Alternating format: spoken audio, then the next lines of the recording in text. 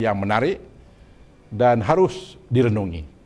Apapun, selepas menonton filem ini pada 21 Mac 2011 bersama Rahim Tamici, Senator Shuaib dan SK, saya yakin pelaku dalam video ini tahu beliau sedang dirakamkan dan mungkin ada orang ketiga dalam bilik ketika rakaman dibuat. Untuk mengimbau apa yang kita tahu sekarang ialah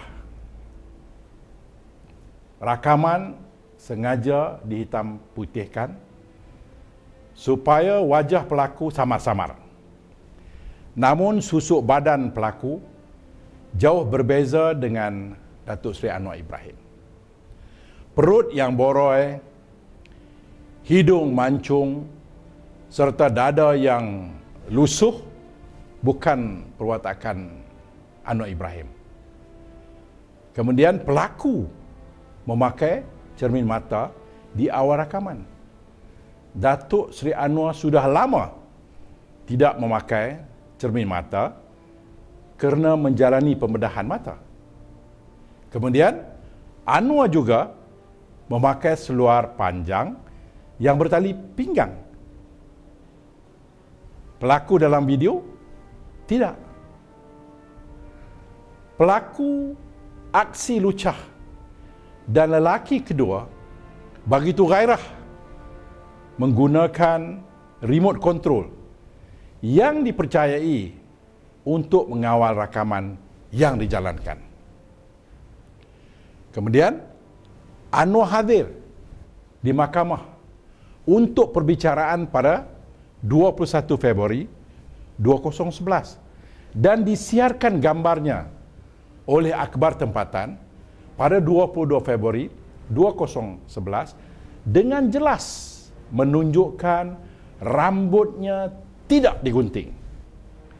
Dalam video, rambut lelaki X digunting rapi dengan gaya selop belakang.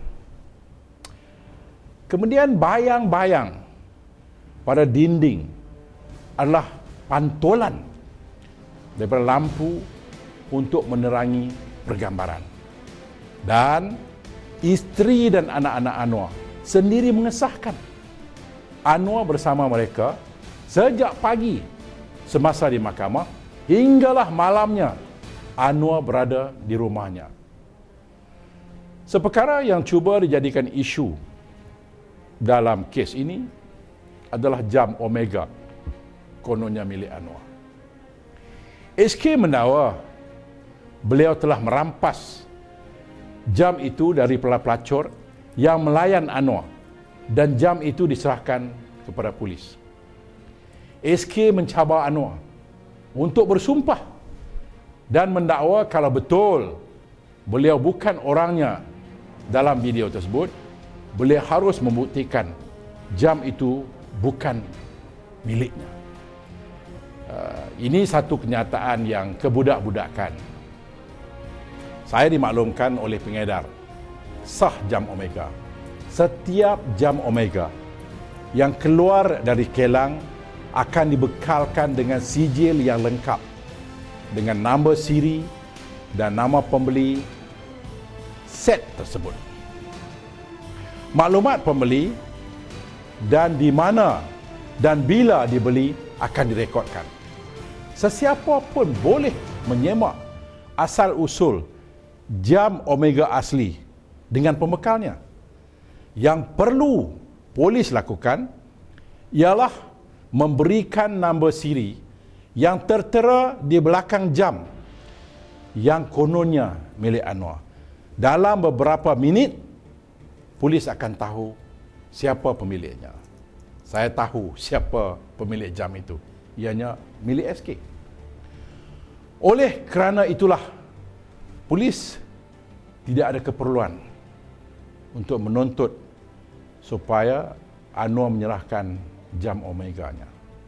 Kita semua maklum bahawa video lucah ini bukan disebarkan secara meluas di internet, masjid-masjid, pasar malam, malah turut diedarkan dari rumah ke rumah. Ia juga dipostkan dari Thailand kepada pemimpin-pemimpin politik tertentu.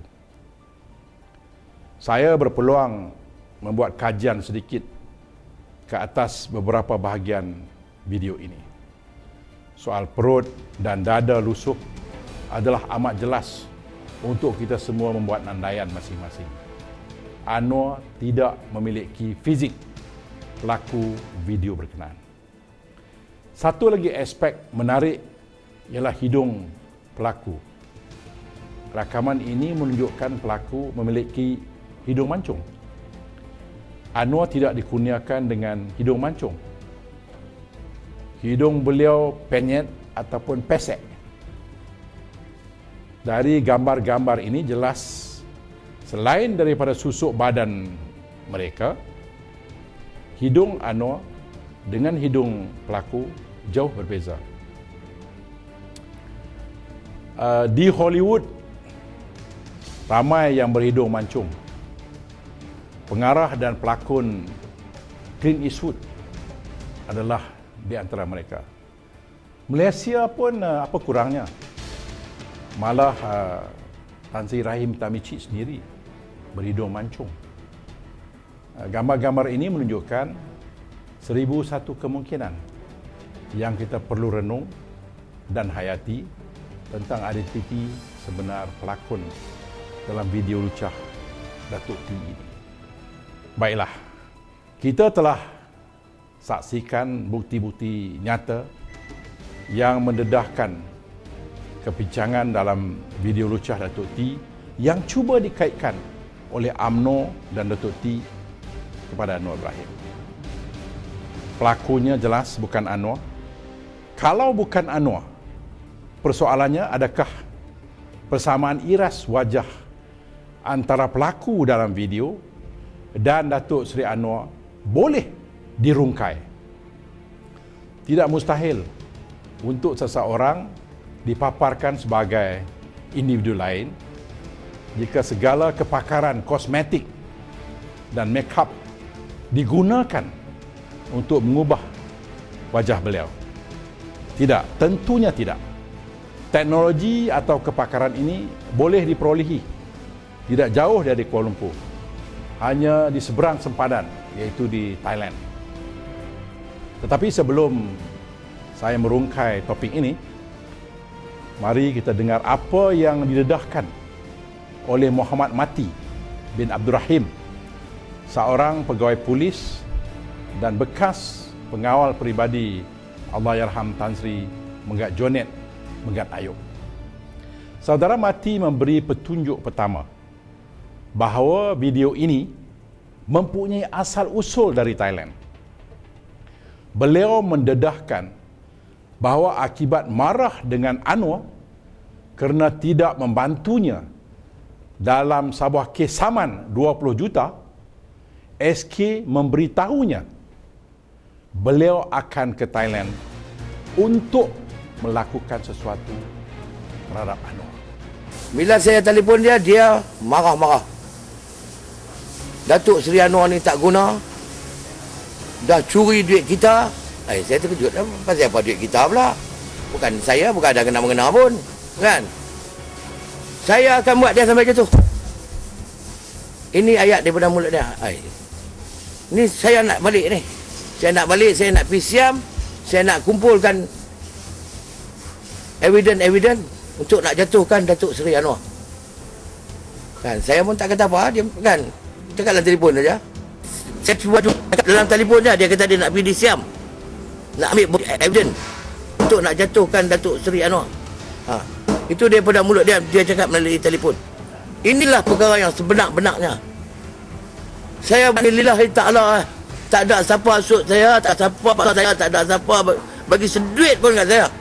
Kita semua tahu SK adalah bekas konsul kehormat Thailand di Malaysia. Ayah SK berbangsa Tamil Sri Lanka, manakala ibunya keturunan Siam.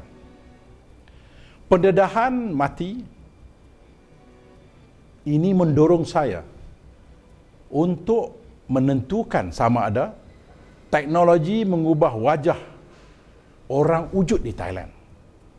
Apakah mungkin ada pihak yang mempunyai kepakaran mengubah wajah saya ini kepada seorang personality terbilang?